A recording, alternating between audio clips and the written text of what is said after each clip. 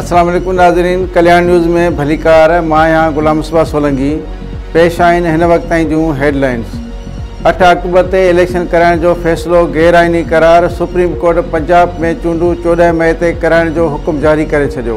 Supreme court of Pakistan Punjab ऐं KPK में 3 अप्रैल खां 15 मई जे विच में चूंडूं कराइण जो हुकुम ॾेई छॾियो। सुप्रीम कोर्ट चूंडूं मुलतवी करण वारो इलेक्शन कमीशन जो ऑर्डर कालअदम करार ॾेई चूंडुनि जी तारीख़ बाबति सदर जो फ़ैसिलो बहाल कयो वियो आहे। चीफ जस्टिस जी सरबराही में 3 रुकनी बेंच PTI जी दरख़्वास्तुनि ते महफ़ूज़ कयल फ़ैसिलो ॿुधाए छॾियो आहे।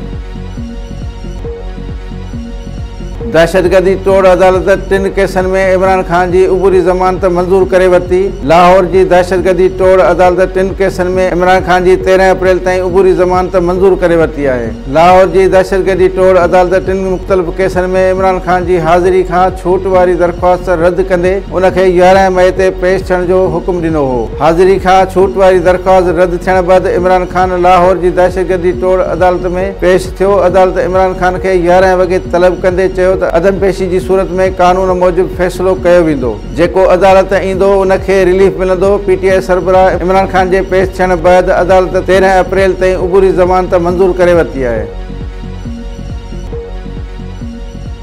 पंजाब ऐं KPK इलेक्शन मुलतवी थियण बाबति केस सुप्रीम कोर्ट में महरबंद रिपोर्ट जमा। सुप्रीम कोर्ट पारां चूंडूं मुलतवी थियण ख़िलाफ़ दरख़्वास्तुनि ते महफ़ूज़ फ़ैसिलो अॼु जारी कयो वेंदो। फ़ैसिलो जारी थियण खां अॻु पंजाब वारी वज़ारत सुप्रीम कोर्ट में महरबंद रिपोर्ट जमा कराए छॾी। चीफ जस्टिस उमर अता बंदियाल जी सरबराही में 3 रुकनी बेंच दरख़्वास्त ते ॿुधण बैदि फ़ैसिलो महफ़ूज़ कयो हो। PTI पंजाब ऐं KPK में चूंडूं मुलतवी करण वारी इलेक्शन कमीशन जे ऑर्डर खे सुप्रीम कोर्ट में चैलेंज कयो वियो हो। चीफ जस्टिस जी सरबराही में 3 रुकनी बेंच 2 ॿुधणियूं कयूं। बेंच में जस्टिस एजाज़ुल हसन ऐं जस्टिस मुनीब अख्तर शामिल हुआ। सुप्रीम कोर्ट केस जी ॿुधणी लाइ फुल कोर्ट जोड़ण वारे हुक्मरान इताद जी इस्तदा रद्द कई हुई।